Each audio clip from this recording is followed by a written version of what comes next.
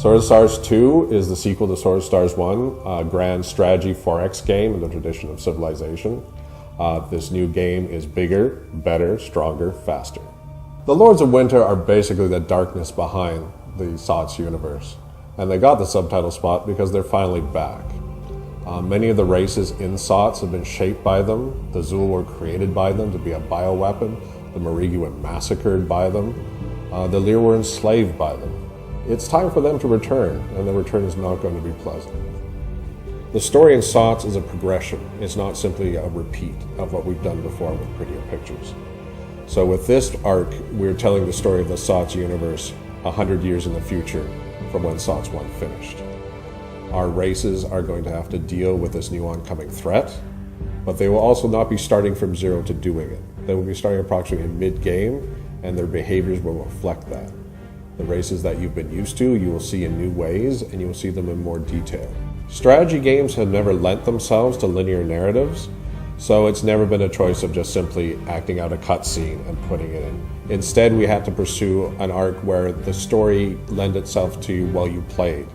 The ships you've got, the way you fought. SOTS 2 brings even more of that to the table. It tries to infuse all the mechanics with a sense of gameplay and story evolution.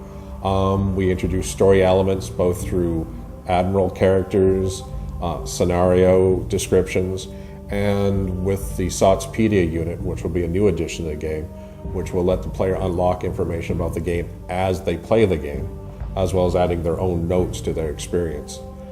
For Sword of the Stars 2, we rebuilt the Mars engine from the ground up to take full advantage of the DirectX 10 era of games. It offers full dynamic lighting, HDR support, as well as the full variety of everything a current cutting-edge graphic card can do without cutting out players from slightly previous generation.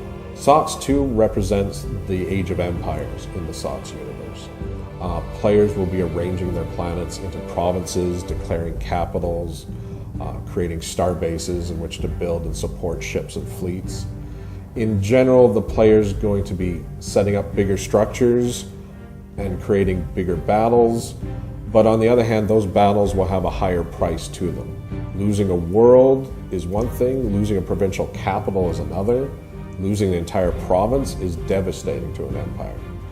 Diplomacy will also work around those same ideas in the sense of not only will you be making broad treaties, but also very specific border treaties, as in telling other players, we should make a treaty saying no more than one fleet in these two specific provinces, or let's limit the size class of ships down to a dozen of them. SOTS wouldn't be SOTS unless things blew up real good. In SOTS 2, the combination of more detailed combat and the high-end graphics engine means that players will be seeing ships die in all sorts of ways they never imagined before. Instead of simple section death bringing about the destruction of a ship, in SOTS 2 you'll be burning through armor plate and then cutting into the main innards of the ship, causing all sorts of mayhem. Perhaps life support will shut down, or maybe the reactor shielding will go, causing the ship to flare up bright and then tumble silently through space with a dead crew. These different types of ship death will even have implications for gameplay, as how you salvage and what you salvage after a fight depends greatly now on how ships survived and what condition the enemy was in. There are more changes and additions in Sword of the Stars 2 than I can go into at the moment, but the important thing for players of the original game to remember is that this sequel will remain true to the core of the game experience. Players will still research a random tech tree, players will still build ships out of 3 sections and weapon systems to suit their exact tastes. Players will still work with the strengths and weaknesses of very diverse races. And players will still be able to do the exciting things about running an empire without being drowned in minutiae. What we hope the player comes away from SOTS 2 with is a sense that they are in a dynamic universe. Aaron Dembo, our lead writer, has crafted a story and a background that will blow the socks off both new and old players.